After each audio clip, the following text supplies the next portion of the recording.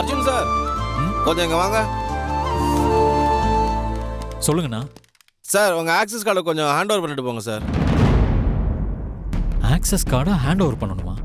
எதுக்கு சார்? உங்ககிட்ட எதுவும் சொல்லலையா சார்? இல்லையே, எதுவும் சொல்லலையே சார். உங்களை டெர்மினேட் பண்ணிட்டாங்க சார். உங்க ஆக்சஸ் கார்டை கொஞ்சம் கொடுத்துட்டு போங்க சார். என்னது? டெர்மினேட் பண்ணிட்டாங்களா? யாருங்க டெர்மினேட் பண்ணது? உங்களுக்கு தெரியாதா? மது மேடம் தான் சார்.